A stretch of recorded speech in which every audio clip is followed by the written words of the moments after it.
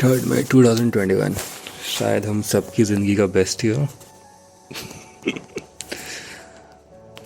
आज शाम पापा न्यूज़ चैनल देख रहे थे।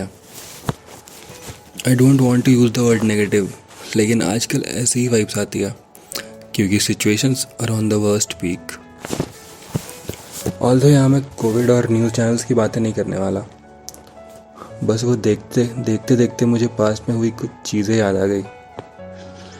I have heard in movies and many places that भगवान किसी को डॉक्टर और वकील के चक्कर कभी ना लगवाए। When I was a kid, I was not aware कि सिंपल सा लाइन कितना बुरा हो सकता है। It's all about experiences. मेरे घर में मेरी दादी है एंड सम टाइम बिफोर अचानक उनकी तबीयत ख़राब हो गई थी, बहुत ज़्यादा।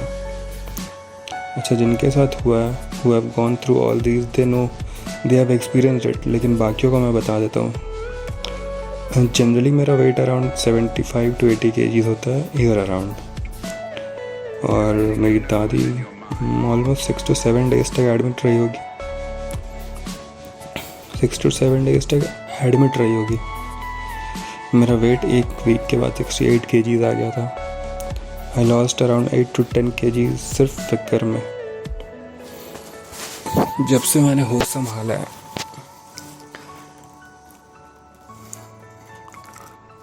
ऐसा कोई मेजर हॉस्पिटलाइजेशन अपने फैमिली में मैंने पहली बार देखा था। हॉस्पिटल बहुत बुरी जगह होती है।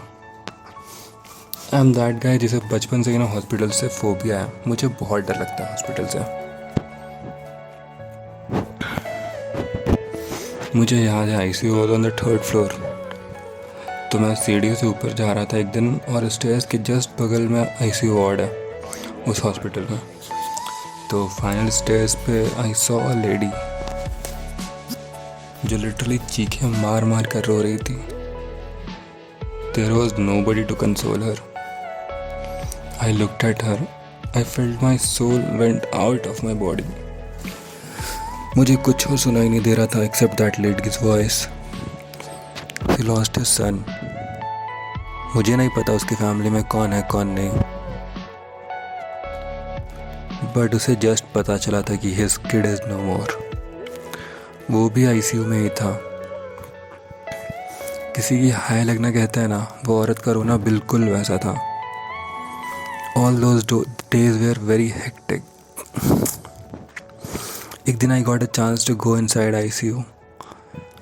आई saw her. I saw my दादी. She was still. I could feel the pain she was going through. अच्छा, आईसीयू के पहले जूते खुलवा देते हैं बाहर, तो फ्लोर से ठंड इतनी ज़्यादा मेरे बॉडी में जाती हुई फील हुई थी ना मुझे। आई फेल्ट मेरी पूरी बॉडी नम पड़ गई है। I can't explain that feeling in words, I just can't. 21 साल का लड़का could not control his tears and he started crying and hided his face. I remembered I cried sitting on my bike in that underground parking. Every day I used to come back home. ऐसा feel होता था कि there should be a person जिससे मैं एक एक चीज़ छोटी छोटी सारी डिटेल्स में बता पाऊँ। All those things were compiling heavy on me. It's 12:46 a.m. and I'm literally getting goosebumps while I'm saying all these things. Forget about medical expenses. I just want you to connect with the emotions the family goes through. It's 3rd May. News भरी पड़ी है कि रोज़ नए patients increase हो रहे हैं और beds और ऑक्सीजन की कमी किसी से नहीं छुपी है। Just feel the situation of an individual जिसकी फैमिली इन सब से गुजर रही होगी, जिन्होंने अपने को खोया होगा और अपने आंखों के सामने मरते देखा होगा बिल्कुल हेल्पलेसली। और एक तरफ है वो लोग जो ज़्यादा चार्ज कर रहे हैं, ब्लैक मार्केटिंग कर रहे हैं। सबका हिसाब रखा जाएगा boss. And on the other hand there are many people who are coming forward and helping others बिना किसी स्वार्थ के। हाय, प्यार है ये लोग, प्यारे नहीं है, प्यार है।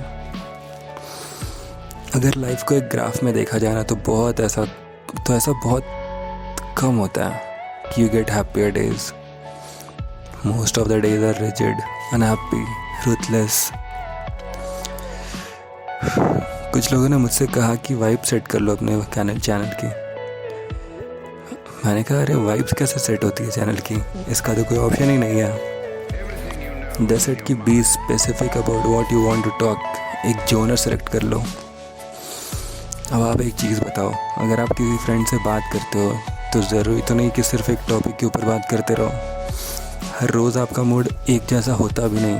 आप रोबोट तो है नहीं.